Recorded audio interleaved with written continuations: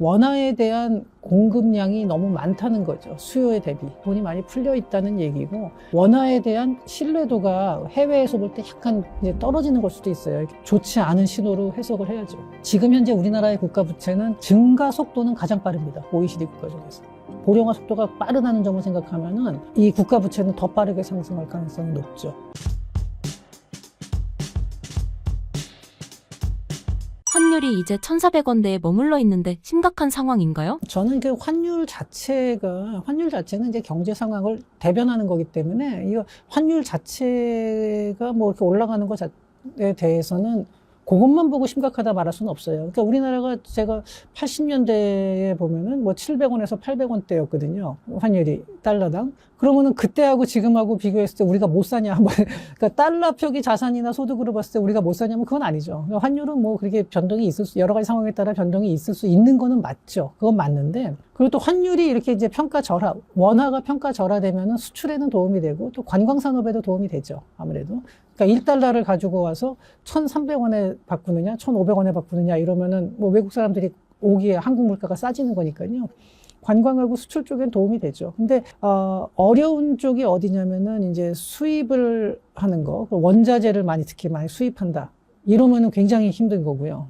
그 다음에 수입 물가가 올라가면 우리가 이제 뭐 먹는 것도 수입을 많이 하잖아요. 그러면은 서민들의 물가가 상승됨으로 인해서 삶의 질이 좀 낮아질 수가 있고 이런 점들이 어려운 거고요. 근데 그거보다 이제 1,400원대에서 더군다나 1,500원을 넘어갈 수도 있다. 내년 한 상반기 지나고 나면 뭐 그렇게 될 가능성도 있다라고 얘기를 하는데 지금 이 문제는 뭐냐면요. 우리나라 통화의 수요 공급에서 원화에 대한 공급량이 너무 많다는 거죠. 수요에 대비. 그러니까 달러가 그만큼 상대적으로 달러에 대한 수요가 높다는 거거든요. 근데 그만큼 이제 돈이 많이 풀려 있다는 얘기고 이러한 부분들은 조금 저는 이제 좋지 않은 신호로 보고요. 그 다음에 원화에 대한 신뢰도가 해외에서 볼 때 약간 이제 떨어지는 걸 수도 있어요. 이렇게 자꾸 공급량이 늘어나다 보면. 그러니까 이런 부분들은 사실 좀 좋지 않은 신호로 해석을 해야죠. 현재 상황에서 재산을 원화로 보유하고 있는 게 위험하지는 않을까요? 그거는 뭐 단정적으로 말씀드리기는 어려운데요.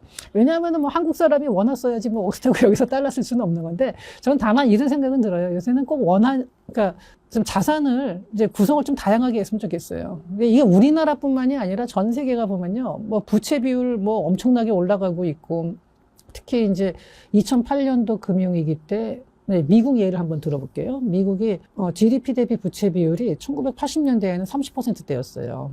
그러니까 이제 부채 비율이 제일 높았을 때는 2차 대전 직후예요. 그때가 120%였는데 그 이후에 확 떨어져요. 그때 뭐 2차 대전이야 워낙에 이제 돈을 많이 썼으니까. 근데 가지고 국채를 너무 많이 발행했었죠. 근데 그 이후에 긴축 재정을 하고 세금을 뭐 올린다든지 그리고 지출을 줄인다든지 그때는 그게 됐어요. 그렇게 사람들이 했어요. 그래가지고 쭉 떨어뜨려가지고 20-30%대를 유지하면서 80년대 초반까지 한 30%로 가다가 이게 2000년에 왔을 때는 60%로 올라가죠.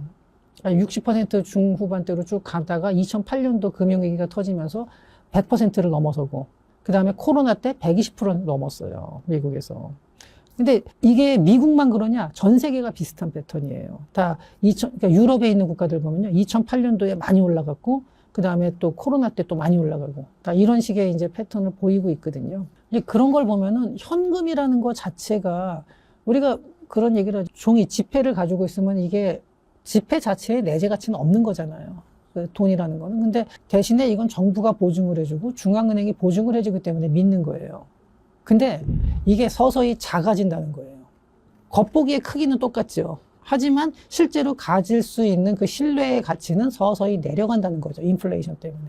과거에 로마 때 아우구스투스가 처음에 은화를 발행할 때 그 당시 이제 데나리우스라는 은화였는데 이 은화의 함량이 97%였는데 이게 로마가 망할 때는 3% 밑으로 떨어져요. 그러니까 말하자면 은화는 똑같이인데 점점점 작아진 거예요. 그리고 실제로 이제 중국이나 이런데 뭐 일본이나 거기서도 보면은 한 왕조에서 이제 통화를 만들 때 이 크기가 점점 작아지는 거는 자주 보이거든요. 동전 같은 경우도. 예, 그런 경우가 굉장히 많아요. 지금 지폐는 이제 그렇지는 않지, 크기는 그대로 있지만 가치가 떨어지는 거죠. 그래서 그런 상황이라 그러면은 좀 자산 구성을 이제 뭐 요새 보면 그러다 보니까 금 수요도 많이 늘어나는 거고 금이나 은 그리고 비트코인 같은 가상 자산에 대한 투자도 많이 늘어나는 거죠. 발행량을 손댈 수 없는 인위적으로 손댈 수 없는 자산에 대한 가치가 올라가는 거죠. 그래서 이제 가상화폐에 대해서도 사람들이 신뢰를 많이 투자를 하게 된 거거든요. 근데 이렇게 본다 그러면은 뭐 원화뿐만이 아니더라도 저는 좀 자산을 그래서 좀 다양하게 뭐 주식도 그렇고 뭐 가상화폐도 그렇고 아니면은 뭐 금 같은 현물도 있고 이렇게 조금 이게 분산, 그러니까 액수가 크지 않더라도 좀 분산시켜 놓는 게 좋을 것 같고요. 특히 원화 같은 경우는 환율이 더 내려갈 거라고 생각을 한다 그러면은, 그러니까 환율이 내려가는 게 아니라 평가 절하될 거라고 생각을 한다 그러면은 원화, 그러니까 그냥 은행에 넣는 것의 비중을 좀 줄이고 다른 쪽에 그 좀 자산 가치가 유지될 수 있는 방안을 한번 생각을 해보시는 게 조금 그러니까 어느 한쪽에 다 집어넣지 말고 좀 다양화시키기를 좀 저는 추천을 드립니다. 외환위기의 위험성에 대해 구체적으로 설명해 주실 수 있으실까요? 외환위기가 왔을 때 뭐 외국까지 갈 것도 없고 우리나라도 겪었죠. 97년, 98년에. 근데 다른 나라도 다 마찬가지인데 일단 외환위기가 들어오게 되면은 이제 그 IMF 우리나라 받았을 때 그런데 뭐 다른 나라 아르헨티나나 멕시코 다 마찬가지예요. 그 그리스도 그랬고 일단은 긴축을 해요. 그래서 이제 공공 부분을 갖다가 과감하게 잘라내고 기업에서도 구조조정 엄청나게 하고 그러면서 이제 그게 어쩔 수 없긴 해요. 국가가 파산했으니까 다 같이 힘드는 건 어쩔 수는 없는데 어쨌든 그 고통이 굉장히 심한 거죠. 그래서 그때 우리나라에서도 보면 그 당시에 보면 뭐 가정이 해체되는 경우도 많았고, 네, 뭐 극단적인 선택을 하시는 분들도 많았는데 이거 다른 나라도 마찬가지입니다. 그리스 같은 경우도 그래서 그 구조조정안을 못 받아들여서 막 시위도 하고 했지만 선택의 여지가 없기 때문에 결국은 그렇게 가게 됐고 그 과정에서 중산층이 몰락을 하고 그 다음에 또 하나는 국유 자산의 상당수가 해외로 팔렸습니다. 자산 매각을 많이 했죠. 우리나라에서도 그때 보면은 그러면서 기업에서 외국인들이 그 투자한 지분 비율이 굉장히 높아졌고 정말로 이런 거는 절대 못 건드린 거다 싶은 것들도 외국인들 지분이 자꾸 이제 늘어나게 되고 그랬거든요. 근데 이건 전 세계가 그 외환위기를 겪게 되면 다 나타나는 현상입니다. 근데 그 중에서 우리나라는 그래도 빨리 벗어나고 회복을 했어요. 근데 가장 제가 보기엔 큰 이유가 그때가 중국이 WTO에 가입하면서 급속도로 성장할 때고 그 혜택을 가장 많이 본 나라가 저는 우리나라가 아니었을까 생각을 해요. 그래서 우리나라가 그때 뭐 벤처붐도 있고 하면서 뭐 성장도 많이 하고 또 국민들이 그래도 우리는 그 와중에 흩어지지 않고 잘 뭉쳐가지고 또 잘 이제 극복을 노력을 한 것도 있고 그 다음에 하나는 중국의 부상이 그때 우리한테는 굉장히 큰 도움이 됐었죠. 근데 그런 거는 좀 운도 따른 거고요. 근데 물론 그런 운이 따라도 노력을 안 하면 못 잡죠. 근데 우리나라가 그만큼 또 이제 운도 따르고 노력도 많이 했고 이렇게 됐는데 그 외에 다른 나라 멕시코나 아르헨티나 보면은 계속 그 상태에서 또 가고 하면서 회복을 이제 멕시코는 그래도 나중에 납스타 들어오고 해서 좀 나아졌긴 했는데 크게 그 이후에도 고속 성장은 못했죠. 네, 여전히 조금 이제 여러 가지 문제점을 안고 있고요. 그거는 뭐 외환위기하고 관계 없는 얘기일 수도 있지만 참 그렇고 아르헨티나 같은 경우는 아주 그냥 뭐 외환위기를 습관적으로 지금 가고 있는 나라가 됐죠.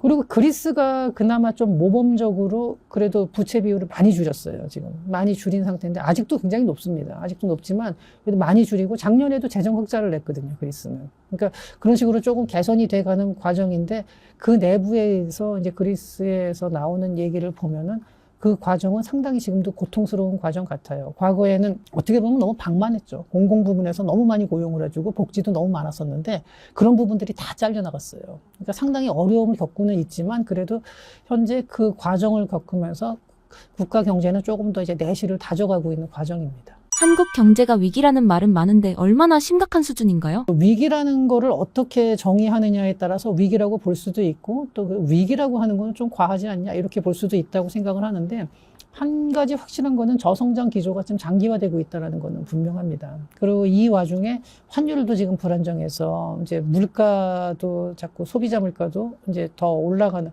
우리가 당장 뭐 음식 재료들도 상당 부분을 해외에 의존하잖아요. 밀가루나 뭐 여러 가지 면에서. 그런 것들도 다 올라가게 되고, 거기다가 또 하나는 이제 국가 부채까지도 지금 급속도로 올라가고 있는 상황입니다. 지금 현재 우리나라의 국가 부채는 선진국 중에서는 가장 낮은 수준인 건 맞는데, 증가 속도는 가장 빠릅니다. OECD 국가 중에서. 그리고 이게 우리나라의 인구 구조를 생각하면, 고령화라는 이 인구 구조, 고령화 속도가 빠르다는 점을 생각하면은 이 국가 부채는 더 빠르게 상승할 가능성이 높죠. 우리나라가 지금 초고령 사회에 이미 들어와 있다고는 하는데, 우리나라의 초고령 사회와 유럽의 초고령 사회, 일본의 초고령 사회가 조금 다른 게, 우리나라는 그 고령층의 비율, 그러니까 65세 이상 인구를 고령층으로 보잖아요. 근데 65세 중에서도 65세하고 그럼 100살하고 같나요? 전혀 다르죠. 그런데 전기 고령층하고 후기 고령층으로 나누는 게 대략 75세예요. 왜 나누느냐? 대략 75세를 넘어가면서부터 몸이 더 아파지고 건강에 더 크게 악화되고, 요새 65세를 솔직히 길 가다 보면은 그 누가 노인이라 그래요. 전혀 노인이 아니죠. 75세를 넘어가면은 이제 몸에도 문제가 생기고 뭐 여러 가지 그 복지 비용이 그러니까 많이 들어갈 수밖에 없어요. 간병비도 많이 들어가고 정부에서 지출하는 것뿐만이 아니라 민간 내에서 지출하는 것도 많아지고요. 그러니까 우리나라는 아직은 초고령 사회라고는 하지만 초고령 사회의 폐해가 크게 나타나지 않은 사회예요. 근데 이런 사회에서 부채 비율이 지금 높지 않다고 해서 이렇게 정부에서 지출을 자꾸 늘리는 거는 사실 조금 위험할 수가 있죠. 근데 이런 것들이 있고요. 제가 지금 다 정리를 좀 약간 중구난방이 됐는데, 정리를 하자면은 일단은 이제 저성장 기조로 들어가서 민생이 이게 좋지가 않고 활력이 좋지가 않고, 또 하나 그다음에 환율의 불안정성 때문에 또 이제 물가에도 불안한 감을 많이 가지고 있고, 거기다가 재정 부채는 자꾸 늘어나고 있고요. 이제 이런 부분 이 세 가지로 나눠서 말씀을 드리고, 그다음에 이 와중에 자영업의 위기는 좀 더, 저는 이건 정말 위기라고 보는데, 왜냐하면은 경기가 안 좋으니까 자영업이 어려워지는 거는 그건 뭐 어쩔 수 없는 그런 과정을 가는데, 거기다가 소비 패턴이 바뀌고 있어요. 과거에 비해서 이제는 그 전자상거래나 이런 비중이 훨씬 더 높아지고 있죠. 그러니까 바깥에 있던 기존의 자영업자들, 오프라인에서 장사를 하던 사람들은 더 힘들어지는 거죠. 그러니까 소비 패턴 변화. 근데 이것도 단기간에 끝날 거냐? 오히려 더 심화될 가능성이 많아요. 그렇게 보면은 자영업자들, 우리나라에서 지금 상당히 많은 비중을 차지하고 있는 이 자영업자들의 그 어려움이 더더욱 가중될 수 있다는 점이, 저는 그런 부분들도 상당히 불안 요소로 좀 보고 있습니다. 상속세 등 세금 부담으로 해외 이주를 선택하는 부유층이 증가할 가능성에 대해 어떻게 보시나요? 사실 요거는 너무 그 민감한 주제라 되게 정확히 말씀드리기는 어려운데, 주변에서 좀 그런 사람들이 많이 있는데요. 이게 뭐 상속세가 우리나라가 지금 너무 높은 거니까 다른 세율에 비해서 너무 높은 거는 맞고요. 상속세 없는 나라들도 많거든요. 대표적으로 우리가 복지국가라고 알려진 스웨덴 같은 나라도 이제 90년대 후반에 상속세를 없앴죠. 90년대 후반인가 2000년대 초반인가 정말 상속세를 없앴고, 근데 없애게 된 가장 큰 이유가 뭐였냐면요, 이 세금이 너무 높다 보니까 부자들이 자꾸 다른 나라로 떠나는 거예요. 그래서 어쩔 수 없이 상속세를 없앴고, 그 다음에 프랑스에서도 상속세를 높였다가, 그랬더니 이제 부자들이 다른 나라로 떠나고 막 기업이 본사를 옮기고 막 이런 얘기가 나오니까 다시 상속세를 낮춰가지고 다시 이제 받아들이고 이렇게 됐는데, 우리나라도 이제는 좀 이게 상속세를 없앤다 하더라도 요새는 글로벌화 되다 보니까 자산을 해외에 좀 이렇게 분산 배치하는 분들도 뭐 있긴 하지만, 지금 같은 세금 구조라면은 그것이 더 이제 심해질 가능성이 있어요. 그래서 저는 상속세에 대해서는, 그리고 특히 다른 개인 상속도 그렇지만 기업을 상속받는데 주식으로 상속을 받았을 때 주식을 팔기 전에 세금을 먼저 내는 경우는 이거는 좀 많지 않습니다. 독일 같은 경우도 기업을 상속받으면은요, 7년 동안 그 기업을 유지하면은 세금이 면제되고 그러거든요. 그다음에 미국도 주식을 상속받으면은 받을 때는 세금을 안 내고 나중에 팔 때 내는 거죠.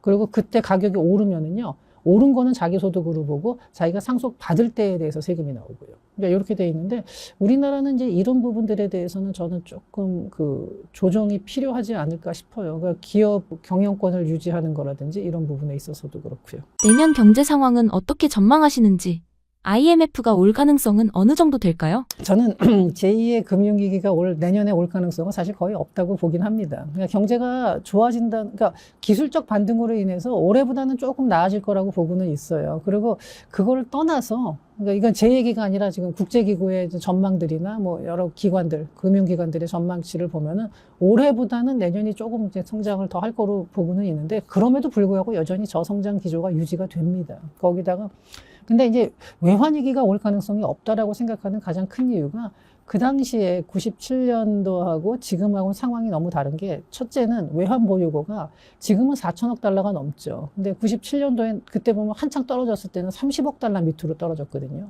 그러니까 이게 굉장히 차이가 많이 나고 그리고 이 차입 구조가 그러니까 액수보다 더 중요한 건요. 차입 구조예요. 그 당시에 90년대 중후반에 보면은 대학생들 중에 이제 졸업한 다음에 제일 인기 있는 회사가 종금사였어요. 종합금융인데 이게 뭐냐면 해외에서 단기 차입을 해와요. 근데 금리가 우리나라보다는 해외가 더 싸니까 달러를 단기 차입을 한 다음에 국내에서 그보다 높은 이자로다가 대출을 해주는 거죠. 정말 앉아서 돈 버는 데였고 그 연봉도 굉장히 높았어요. 지금은 종금사라는 게 다 없어졌죠. 그리고 종금사뿐만이 아니더라도 그 당시에 우리나라에선 단기 차입이 굉장히 많았어요. 근데 그런 상황에서 갑작스럽게 외국에서 달러를 이제 인출을 해가면서 우리나라가 달러 부족 사태가 터지면서 근데 그렇다고 외환 보유고도 얼마 없는 상태고 이러다 보니까 이제 국가 부도가 발생을 한 거였고요. 그리고 또 그때는 우리나라가 계속 무역 적자가 상당히 높은 상태였죠. 그런 와중에 달러가 들어올 구멍은 또 없는 거예요. 그랬는데 지금은 무역 흑자가 나고 있는 상황이고 달러 보유고도 그때보다 훨씬 많고 지금도 물론 단기 차입이 있지만 그 당시랑 비교해서는 뭐 비교가 안 될 정도로 작은 수준이고요. 그래서 당장 외환위기가 올 가능성은 없는데 이제 경제가 워낙 어렵고 또 저성장 기조로 자꾸 가다 보니까 이 상태로 뭐 지속이 되다 보면은 정말로 이제 우리나라도 그런 위기가 장기적으로는 올 가능성을 배제할 수는 없는 거죠. 환율이 계속 1,400원대에 머물러 있는데 심각한 상황인가요? 지금 이 그래프가 원 달러 회귀 분석에 대한 그래프입니다. 한번 보시면 원 달러는 현재 84% 확률로 우상향한다 이렇게 되어 있습니다. 한국의 외환 위기에 가장 좋은 신호가 바로 환율입니다. 우리가 환율에 영향을 주는 것은 수백 가지 요소가 있습니다. 뭐 국가 부채율부터 해서 또 한미 통화 스와프나 한일 통화 스와프 이렇게 여러 가지 지표가 있고 또 주가도 마찬가지입니다. 우리가 1997년도 IMF 외환위기 때 1000포인트였던 것이 정확하게 270포인트까지 떨어졌습니다. 그러니까 종합주가지수가 70% 폭락했습니다.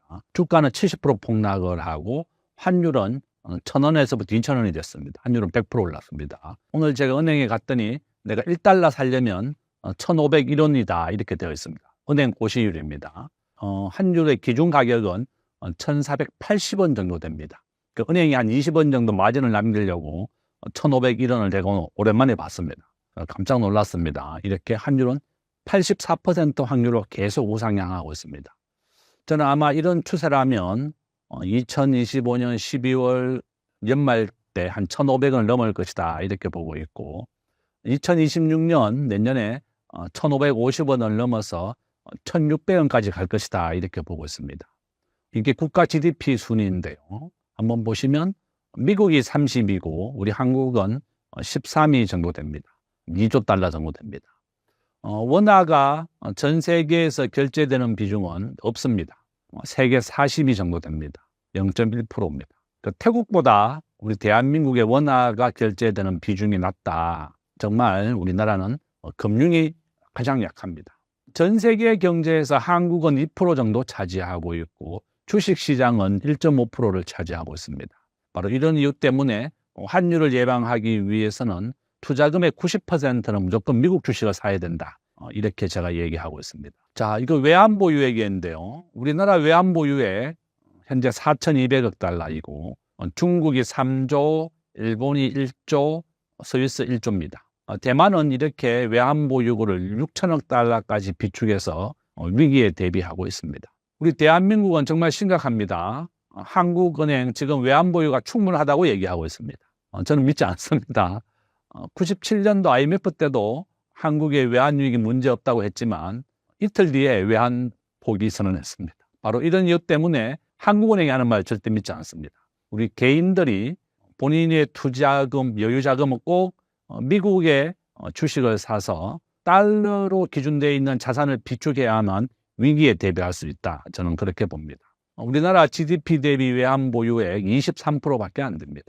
전 세계에서 가장 낮은 수준이다. 정말 너무 창피하고 부끄럽습니다. 대만이 6천억 달러를 비축하고 있습니다. 그러면 국가 GDP의 80%를 비축하고 있는 겁니다. 그러면 왜 이렇게 대만은 국가 GDP의 80%까지 외환보육을 비축하느냐. 대만은 1997년 우리가 한국이 외환위기를 겪을 때도 끄떡없었습니다. 외환보육을 비축하는 것이 환율 급등 급락의 완충 역할을 하는 겁니다. 가장 중요하다 이렇게 볼 수가 있습니다. 저는 한국은행이 그런 역할을 해줘야 되고 정부가 그런 역할을 해줘야 되는데 지금 정부가 그런 역할을 제대로 못하고 있다. 저는 그렇게 봅니다. 한국의 제한 적정 외환보유고입니다. 9,200억 달러가 있어야 된다 이렇게 얘기하고 있습니다. 3개월 정상지급액은 우리나라가 석유를 사올 때 결제되는 금액 1,000억 달러. 그 다음에 유동외채.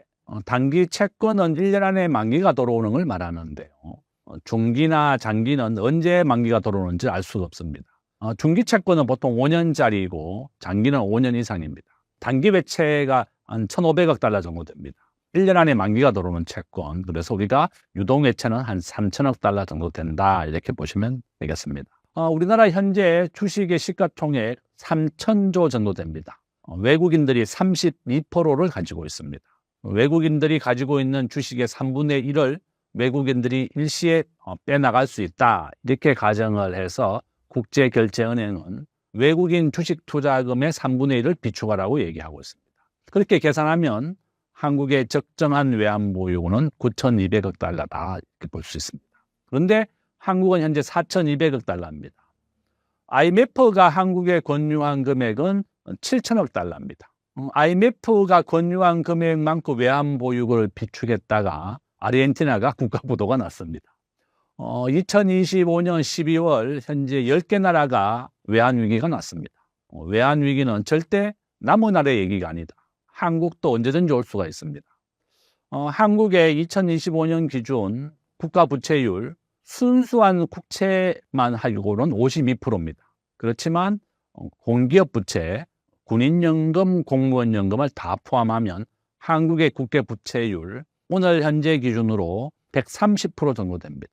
그러니까 저는 한국에 언제든지 외환위기가 와도 당연하다. 저는 그렇게 보고 있습니다.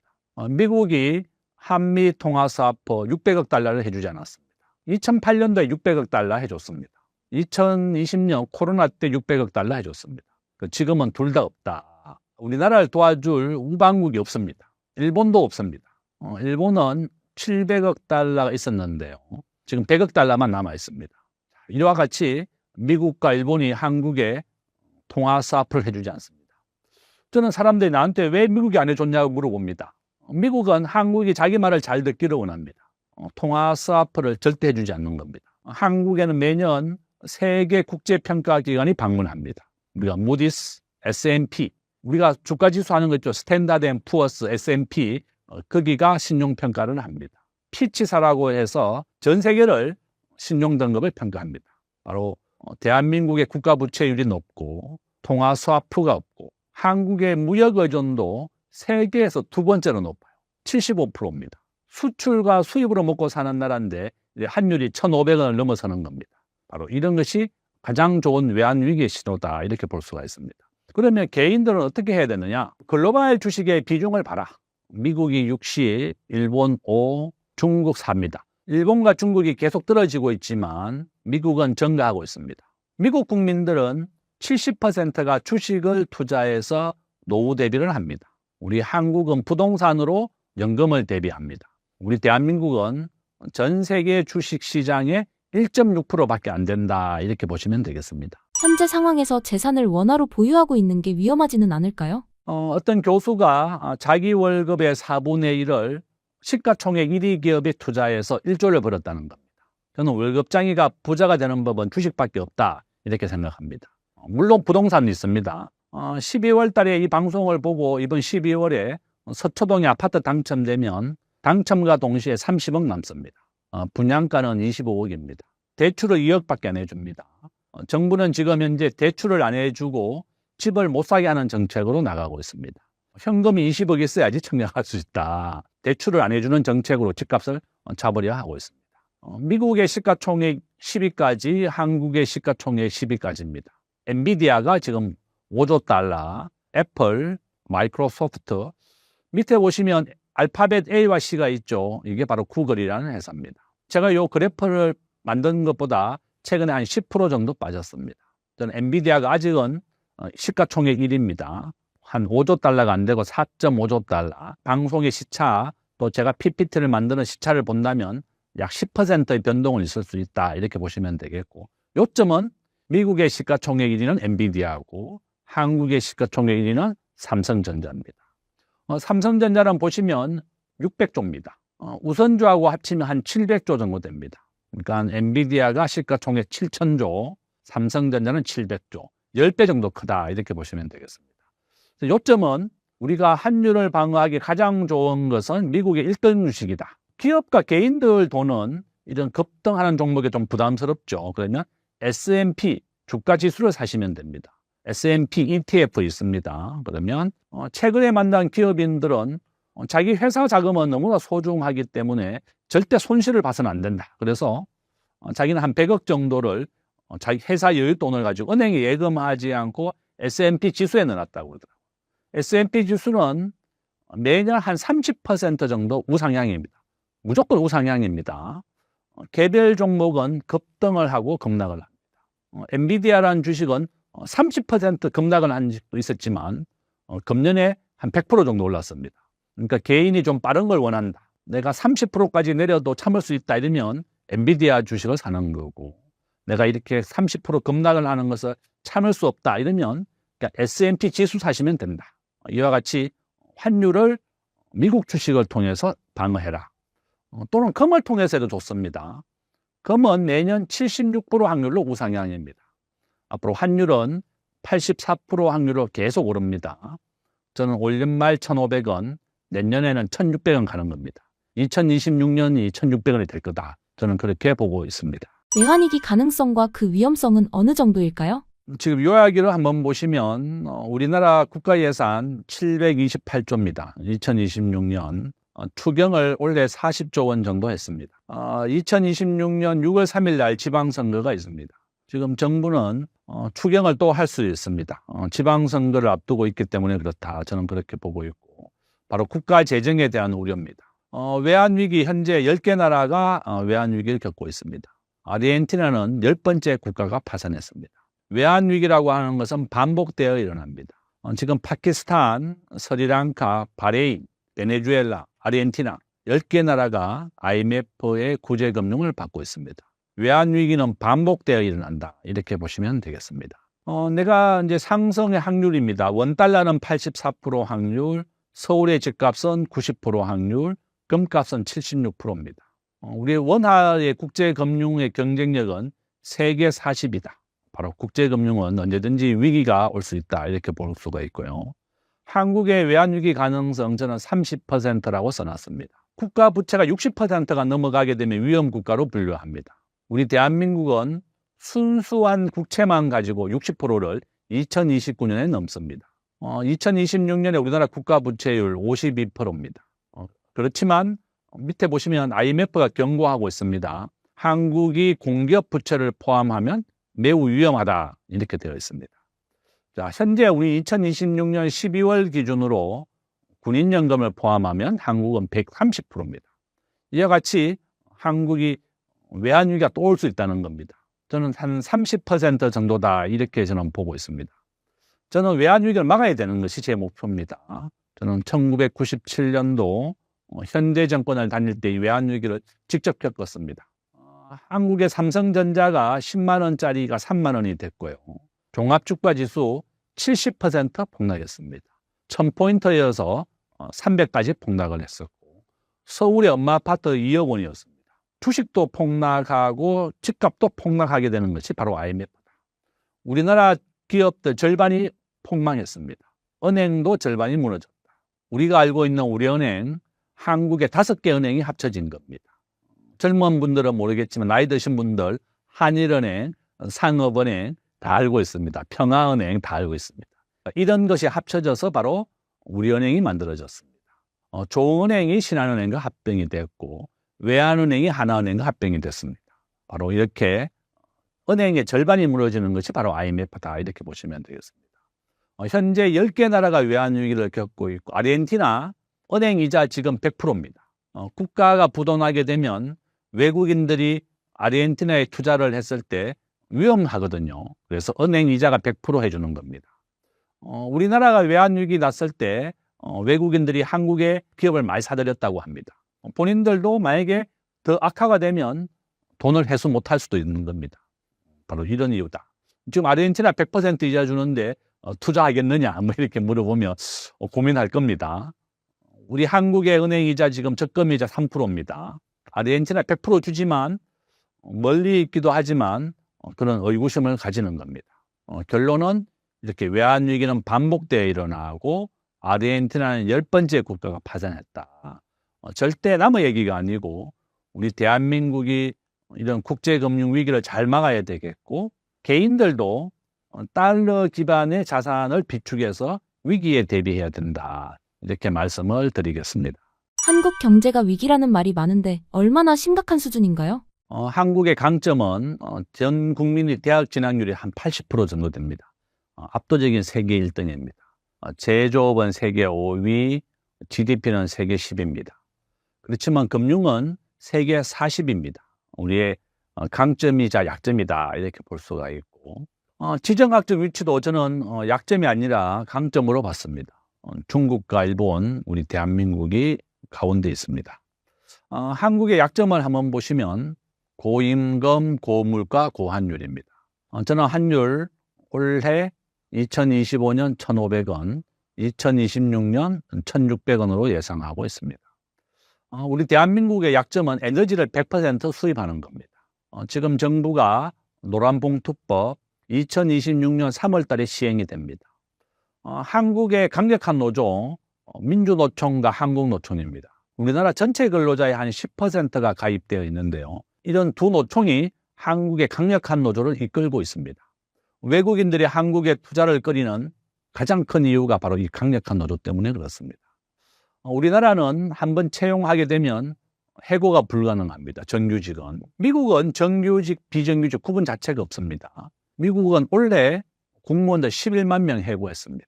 미국은 근무 시간 중에 사적인 전화만 해도 해고시켜버립니다. 노동 강도가 세계 최고다. 우리나라 노동 강도 세계 꼴찌입니다. 38개국 중에 우리가 34위입니다. 저도 그렇지만 우리 근무 시간 중에 담배 피러 가고 커피 먹고 전화합니다. 사적인 전화도 많이 합니다. 병원도 가고 은행도 가고 저도 다 그랬습니다. 바로 이런 것 때문에 한국의 노동 생산성 꼴찌다 이렇게 보시면 되겠습니다. 자, 우리 대한민국 2025년 기준으로 외국인들이 한국에 투자하러 들어온 것보다 우리나라 기업이 유출된 것이 2배 정도 많습니다. 우리 자녀들 대학생 취업률 현재 45%입니다. 절반도 취업을 못합니다. 자, 정부가 법인세 이번에 1% 올렸습니다. 2026년부터 법인세 1% 올려서 지방세를 포함하면 27% 정도 내야 됩니다. 세계 평균 법인세 21%입니다. 소득세, 상속세. 우리나라 상속세 60%가 넘습니다. 그래서 한국의 부자들이 상속세가 없는 싱가포르, 캐나다 20개 나라가 상속세가 없습니다. 떠나고 있습니다. 우리가 국외 반출세라고 해서 1,000억 이상의 자산을 가져나가면 27% 세금을 납부해야 됩니다. 60% 내는 것보다 27% 내는 게 낫다는 겁니다. 그래서 한국의 부자들이 싱가포르, 캐나다로 떠나고 있는 것이다. 우리의 약점입니다. 다행히 우리에게 기회는 있다. 바로 모바일의 시대입니다. 한국은 전 세계 스마트폰 보급률 1등입니다. 바로 이것이 우리의 기회다 이렇게 보고 있습니다. 시가총액도 60%, 1.5%다. 저는 그런 이유다 보고 있습니다. 한국의 위험 요소입니다. 외환위기의 가능성. 지금 한미, 한일 통화 사업 둘 다 없습니다. 언제든지 미국과 일본이 외환위기를 불러올 수도 있다. 저는 그렇게 보고 있습니다. 지금 대통령이 일본과의 우호적인 관계를 하고 있습니다.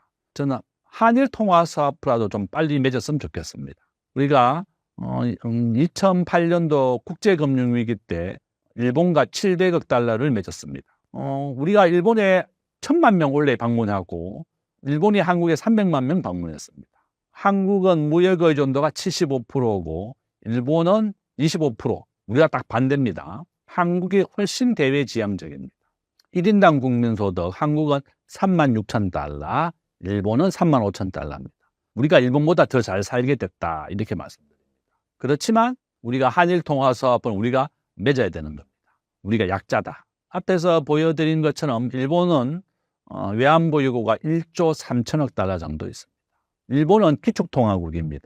기축통화국은 전 세계 석유를 결제할 수 있는 것을 기축통화국이라고 말합니다. 달러화, 유로화, 파운드화, 엔화, 위안화 이 5개 나라가 기축통화국입니다. 이 5개 나라는 부도날 일이 없다 이렇게 보시면 되겠습니다. 프랑스 지금 국가 부채율 113%인데 공무원들, 일반 시민들 시위하고 있습니다. 복지를 줄이겠다고 했더니 복지를 줄이서는 안 된다 이렇게 시위하는 겁니다. 우리나라 국가 예산의 3분의 1은 복지비로 지출됩니다. 복지를 한번 주면 줄이는 것이 불가능합니다. 바로 그런 이유다. 저는 걱정이 됩니다. 정말 우리의 강점을 살려야 되겠고 우리의 약점, 기업하기 좋은 환경을 만들어주고 정부가 계속 말로만 기업하기 좋은 환경이라고 말합니다. 우리 대한민국 현재 우버가 금지되어 있습니다. 진정한 우버는 자기 집에 자가용을 가지고 택시 영업을 하는 겁니다. 택시 기사가 반대한다고 해서 우버를 금지시켰습니다. 저도 택시를 타면 택시 모시는 분들이 전부 다 50대, 60대, 70대입니다. 오토바이를 탈 수 있는 사람들은 전부 다 배달 종사자로 갔고 오토바이를 몰지 못하는 사람들은 택시를 몰고 있습니다. 바로 이런 이유다. 저는 택시 요금만 2배 가까이 올렸습니다. 저는 한국도 빨리 우버를 허용해야 됩니다. 저는 한국에 우버만 허용하면 집에서 놀고 있는 우리 대학생 자녀들 취업률 45%입니다. 한 30만 개, 50만 개 일자리가 생길 것이라고 봅니다.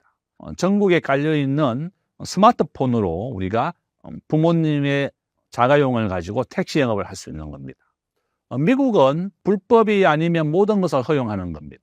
우리 대한민국은 정부가 허락을 해야만 새로운 신산업을 할 수 있는데 이 4차 산업혁명이 기존 산업의 위협이 된다고 해서 다 금지시킵니다. 저는 우리 한국이 지금 퇴보하고 있고 저는 걱정이 많습니다.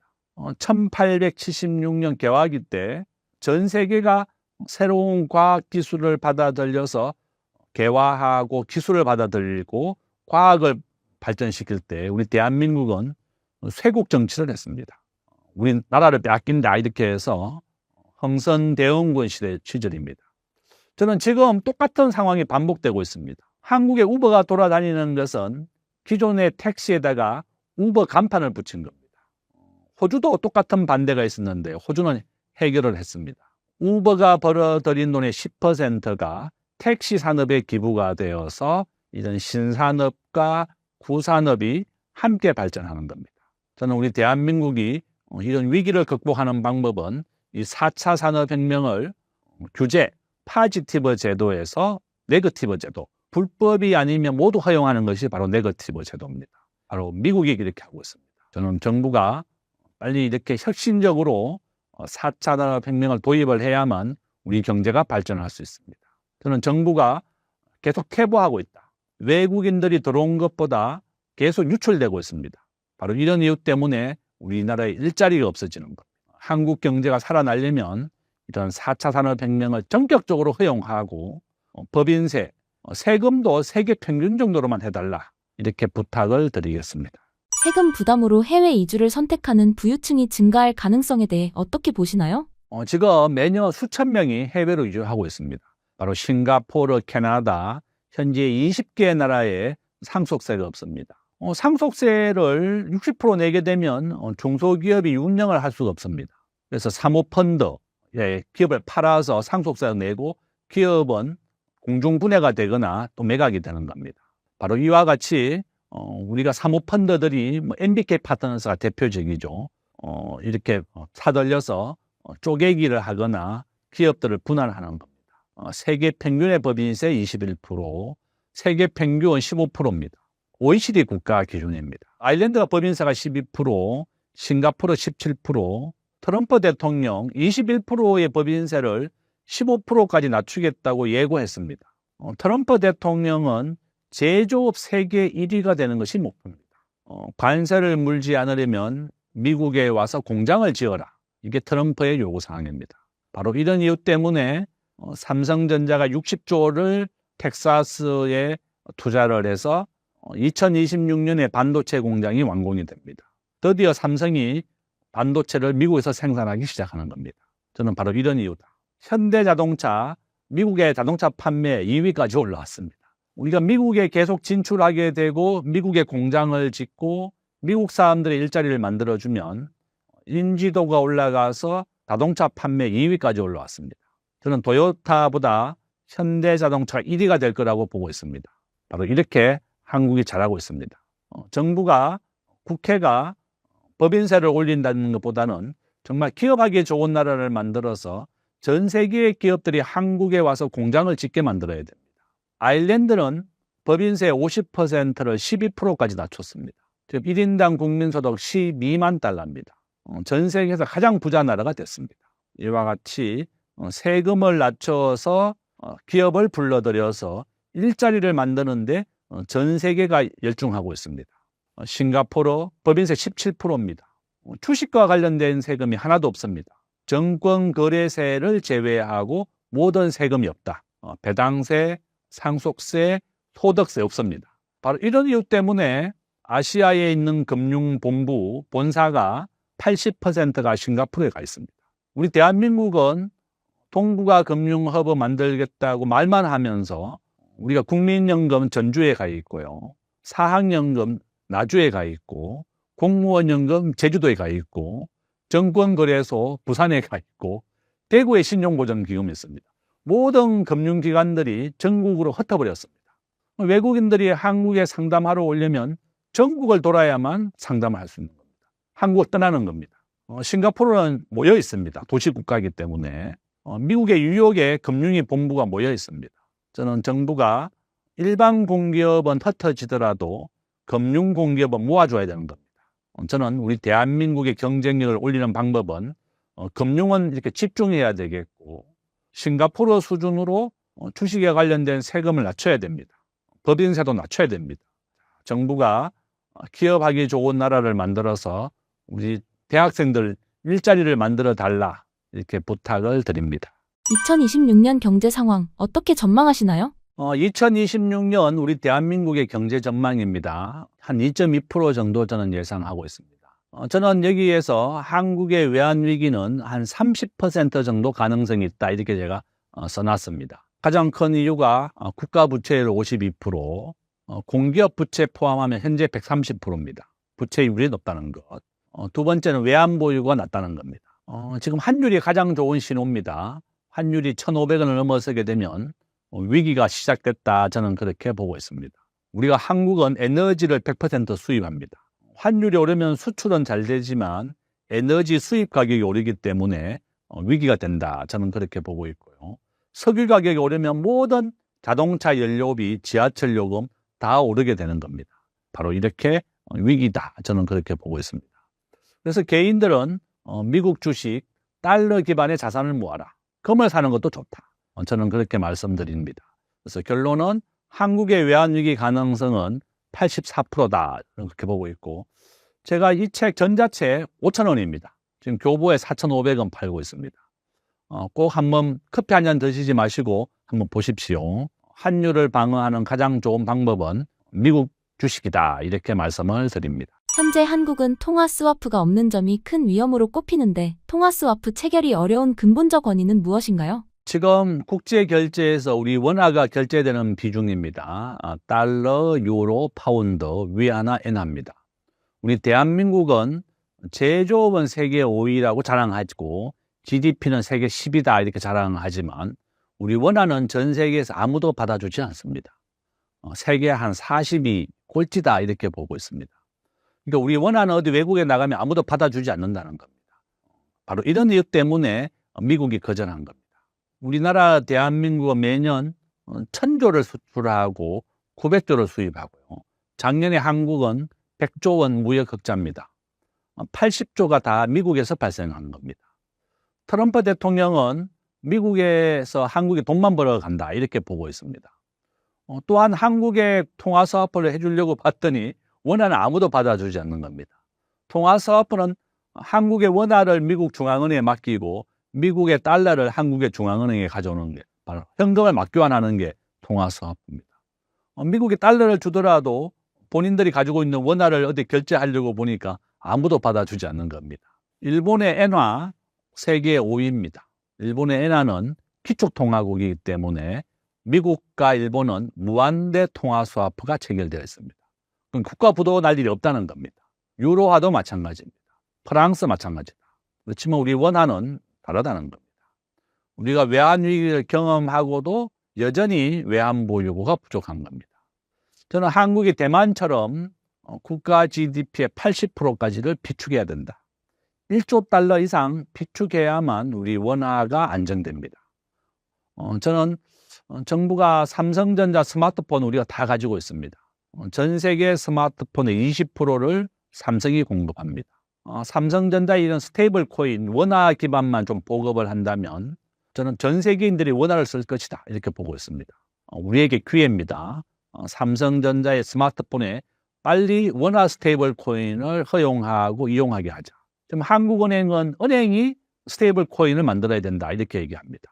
원화가 전 세계 사람들이 써야만 원화가 국제 결제의 비중이 올라가는 겁니다. 저는 우리 대한민국이 원화의 경쟁력을 빨리 스테이블 코인, 삼성전자 이용을 해라 이렇게 제안을 드리고, 미국 트럼프가 해주지 않은 이유는 바로 원화의 가치가 없기 때문에 그렇다. 원화는 전 세계 아무도 쓰지 않는다. 우리 대한민국에서만 이용이 되는 겁니다. 그것이 바로 우리의 큰 역점이고, 그래서 미국이 통화 스와프를 해주지 않았습니다. 한국이 통화 스와프를 한다 그러면 외환 위기 가능성이나 환율은 상당히 안정이 될 겁니다. 한국이 미국 말을 듣지 않으면 언제든지 우리나라를 파산시킬 수가 있다. 외환 위기를 시킬 수 있다는 겁니다. 저는 이런 것이 바로 위기고 우리 개인들은 대비해야 된다 이렇게 말씀을 드립니다. 현재 세계 GDP에서 한국은 어느 정도 수준인가요? 전 세계 국가 GDP입니다. 미국은 30조, 중국은 20조, 한국은 한 2조 달러 정도 됩니다. 한국은 전 세계 13위입니다. 12위와 13위의 큰 차이는 나지 않습니다. 우리가 국가 경쟁력은 세계 한 10위 정도 강대국이지만 이렇게 원화는 아무도 받아주지 않습니다. 전 세계 국가에서 점유율을 따져봤을 때 우리 대한민국은 한 2조 달러 정도 비축을 하고 있는 겁니다. 미국이 25%, 중국이 한 17% 정도 가지고 있습니다. 그렇지만 주식시장에 있어서는 미국이 압도적으로 60%를 차지하고 있습니다. 우리가 알고 있는 엔비디아, 애플, 마이크로소프트, 구글, 아마존 이 5개가 미국의 빅5입니다. 지금 2026년에 테슬라, 스페이스X 상장 준비하고 있습니다. 스페이스X가 한 1.5조 달러 예상합니다. 그러면 테슬라가 합쳐지면 3조 달러를 넘게 되고 세계 5위 아마존을 넘어서게 될 거다 이렇게 보고 있습니다. 지금 테슬라가 시가총액 사상 최고치 갱신하고 있습니다. 저는 결론은 우리 대한민국은 전 세계 GDP 2% 정도, 주식은 1.5%다 이렇게 말씀을 드립니다. 미국 주식과 국내 주식 중 현재 어떤 것에 더 투자해야 할까요? 전 세계 글로벌 주식의 비중에서 미국은 계속 올라가고 있습니다. 60%를 넘어서고 있고 한국은 낮아지고 있습니다. 정부가 기업하기 좋은 환경을 만들어주지 않으니까 다 해외로 공장을 옮기고 있는 겁니다. 글로벌 주식의 시가총액입니다. 엔비디아, 애플, 마이크로소프트, 아마존, 그다음 알파벳 A와 C가 구글이라는 회사입니다. 이 두 개를 합치면 3조 달러가 넘습니다. 알파벳이 바로 구글이라는 회사고 유튜브가 바로 구글 회사입니다. 우리 대한민국의 10대, 20대, 80대까지 유튜브가 시청률 1위입니다. 가장 많이 쓰는 SNS고 시청률 1위가 바로 유튜브다. 저는 구글이 시가총액 1등을 될 것이다. 저는 그렇게 보고 있고 현재는 엔비디아입니다. 저는 엔비디아를 사라는 게 아니라 본인이 엔비디아를 투자했다가 시가총액 1위가 바뀌면 또 투자금을 전부 다 바꿔야 되는 겁니다. 내가 그냥 분산 투자해도 좋은 방법이다. 한 종목에 투자하기 어렵다면 5위까지 분산 투자하는 것도 하나의 좋은 대안이 될 것이다. 10개 종목을 분산하면 더 안전하겠죠. 그래서 결론은 이렇게 우량한 주식에 투자하는 것이 가장 좋은 방법이고, 오른쪽에 보면 삼성전자입니다. 삼성전자는 미국의 60분의 1밖에 안 되는 겁니다. 그래서 저는 한 내국하는 차원에서 95%는 미국 주식, 한 5% 정도는 한국 주식, 종목은 1등 종목, 삼성전자를 사라는 겁니다. 하이닉스가 시가총액 1위가 되면 또 투자 금액 전부를 하이닉스로 바꿔야 됩니다. 지금 두 종목의 차이가 200조 정도 됩니다. 하이닉스가 1등이 된다면 저는 투자금 다 하이닉스로 바꿀 겁니다. 지금 현재는 미국의 엔비디아가 이 두 종목을 분산하기 어렵다면 그냥 미국 주식 사는 게 더 안전합니다. 우리 국민연금은 1,300조 원 중에 약 600조 정도가 미국 주식에 투자하고 있고 300조 정도가 국내 주식입니다. 캐나다는 전체 국민연금의 85%가 미국 주식에 투자되어 있고 15%만 캐나다에 투자합니다. 그래서 10년 평균 수익률이 캐나다는 11%, 한국은 5%입니다. 2배 이상 차이 납니다. 우리나라가 국내 주식에 투자한 비율 때문에 그런 겁니다. 미국 주식이 훨씬 수익률이 높습니다. 미국 S&P 나스닥 매년 30% 정도 무조건 우상향이다. 이렇게 보시면 되겠습니다. 최근 미국과 중국의 관계는 어떤 상황인가요? 국가별 GDP 순위를 보면 미국이 30조, 중국이 20조 달러입니다. 중국의 GDP가 미국의 70%를 따라왔습니다. 그래서 중국이 더 이상 미국을 따라오지 못하게 하려고 고관세를 부여하는 거고 무역 전쟁을 벌이는 겁니다. 중국은 전 세계 히토류의 90%를 독점 공급합니다. 공해 물질이 워낙 많이 발생하기 때문에 원광석을 미국에서 채굴을 해서 다시 중국에 보내서 가공을 하고 다시 미국에 가져옵니다. 미국에는 이런 히토류의 가공할 공장이 없는 겁니다. 2025년 12월 12일경에 고려아연이 미국에 합작 공장을 짓기로 했습니다. 전 세계 제련 공장 세계 1등이 바로 고려아연입니다. 히토류 공장을 좀 지어달라 이제 고려아연에 부탁을 하게 된 거죠. 바로 이런 이유입니다. 저는 중국과 미국이 합의를 할 수밖에 없는 가장 큰 이유가 바로 히토류였습니다. 중국이 미국에 히토류를 주지 않으면 미국의 인공위성도 못 쏘아 올리고 항공모함도 못 띄웁니다. 그 정도로 중요한 겁니다. 그래서 지금 미국은 호주, 일본, 한국, 미국이 합작을 해서 히토류의 중국에 대한 의존도를 낮추려고 노력을 하고 있습니다. 저는 시간이 좀 걸릴 것이다 이렇게 보고 있고요. 이런 이유 때문에 미국이 중국과 무역 합의를 할 수밖에 없었다. 저는 그렇게 말씀드리고 트럼프의 이런 고관세 정책 1기 때 한 30% 정도만 시행이 되고 70%는 폐기가 됐습니다. 오늘 이 방송을 보시고 넷플릭스에서 트럼프 미국인의 꿈 꼭 한번 보십시오. 트럼프 대통령은 개인 재산이 10조가 넘습니다. 트럼프 2기 때도 저는 한 30% 정도만 시행이 될 것이다 이렇게 보고 있습니다. 미국의 물가 인상을 너무나 많이 가져옵니다. 그래서 트럼프 대통령의 이런 미국과 무역에서도 한 30% 정도만 시행이 될 것이다 이렇게 예측하고 있습니다. 중국이 최근 꺼낸 히토류 관련 핵심 내용과 그 배경은 무엇이라고 보시나요? 중국이 가지고 있는 것은 바로 이렇게 무역 흑자입니다. 중국이 미국에 대해서 무역 흑자를 한 4천조 원 정도 무역 흑자를 받습니다. 중국이 미국의 막대한 무역 흑자만 보고 중국의 물건을 사주지 않았다. 이제 그게 바로 트럼프 대통령의 가장 큰 요구 사항이었죠. 미국에 한 4천조 원 정도 적자입니다. 중국은 미국의 물건만 팔고 미국의 물건을 사가지 않는다. 이제 그게 트럼프 대통령의 가장 큰 불만의 이유였습니다. 그래서 이번에 이제 미국산 콩을 좀 더 사주겠다 이렇게 이제 합의가 되었고 또 히토류로 합의를 했습니다. 이렇게 저는 장기적으로 미국과 중국은 그러니까 화해를 할 수밖에 없고 2026년 4월 트럼프 대통령 미국을 방문합니다. 미중이 또 이렇게 화해 무드다. 양국이 잘 되기 위해서는 합의를 할 수밖에 없다. 이렇게 말씀을 드립니다. 미국이 호주, 일본 등과 히토류 동맹을 구축한다고 하는데 현 상황은 어떠한가요? 지금 현재 미국, 일본, 호주는 히토류 동맹을 맺고 있습니다.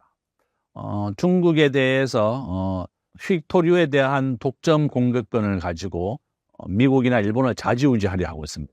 바로 이런 이유 때문에 호주는 원광석이 많이 있습니다. 이것을 가공할 공장이 없을 뿐이죠. 그래서 이렇게 좀 합의를 해서 중국에 대한 의존도를 낮추자. 일부 품목은 90%가 넘게 중국이 독점하고 있습니다. 저는 이런 이유 때문에 트럼프 대통령 4월 달에 중국을 방문합니다. 당장 히토류가 없으면 미국 공장이 멈추기 때문에 그렇다. 이렇게 볼 수가 있고, 바로 중국에 대한 의존도를 낮추기 위해서 미국, 일본, 호주가 협정을 맺고 있다. 이렇게 볼 수 있습니다. 최근 국내 연구진의 비히토류 연구자석, 히토류 재활용 기술 개발 등의 소식이 외교 협상력을 높이는 수단이 될 수도 있을까요? 우리 대한민국은 제조업은 세계 5위입니다. 금융은 세계 40위입니다. 히토류가 안정적으로 공급이 돼야 됩니다.